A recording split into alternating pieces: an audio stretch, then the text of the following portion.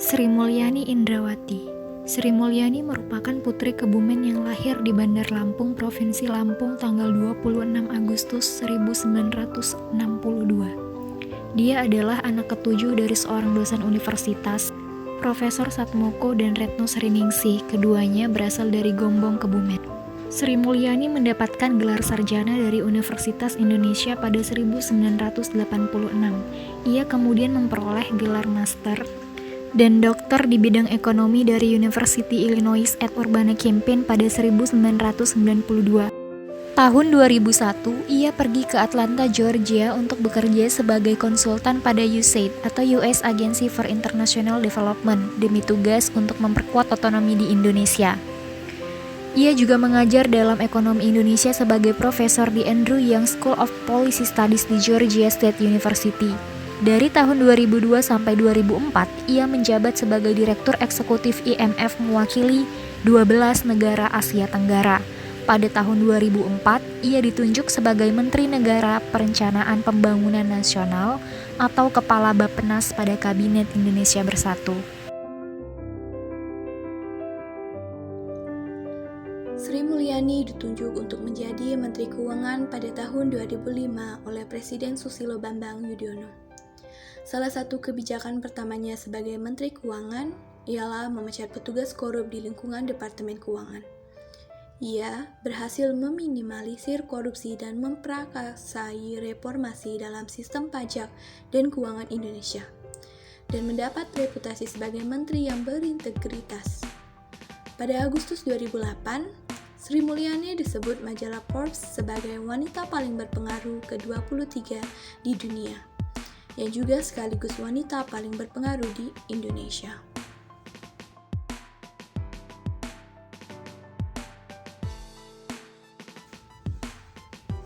Nilai-nilai berakhlak Ibu Sri Mulyani. 1. Berorientasi pelayanan. Beliau adalah sosok yang cekatan dan solutif yang membuat kebijakan berdampak luas pada stabilitas negara serta masyarakat. Hal ini ditunjukkan dengan kebijakan untuk menaikkan PPN sebesar 11% sebagaimana upaya untuk menekan defisit APBN dan meningkatkan pendapatan anggaran. 2. Akuntabel. Sebagai Menteri Keuangan, Ibu Sri Mulyani merupakan sosok yang bertanggung jawab terhadap kepercayaan yang diberikan. Beliau adalah sosok pemimpin yang tegas. Hal ini ditunjukkan dengan ketegasan beliau yang selalu konsisten dalam melaksanakan kebijakan yang beliau buat walaupun banyak lembaga tinggi yang menentangnya.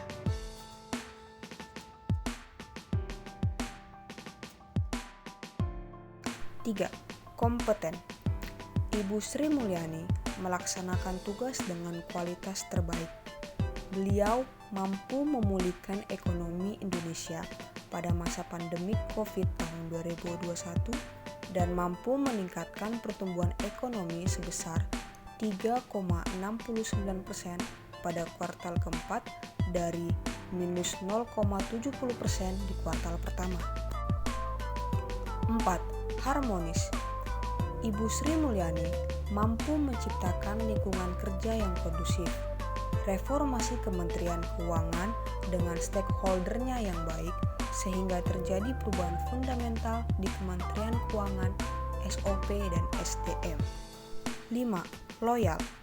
Sebelum Ibu Sri Mulyani ditunjuk sebagai Menteri Keuangan di Kabinet Indonesia Maju, beliau tengah menjabat sebagai Direktur Pelaksana Bank Dunia dengan pendapatan yang sangat tinggi. Namun, sebagai bentuk dukungan untuk membenahi kondisi keuangan Indonesia yang pada saat itu mengalami defisit yang sangat besar, Ibu Sri Mulyani menerima tawaran tersebut.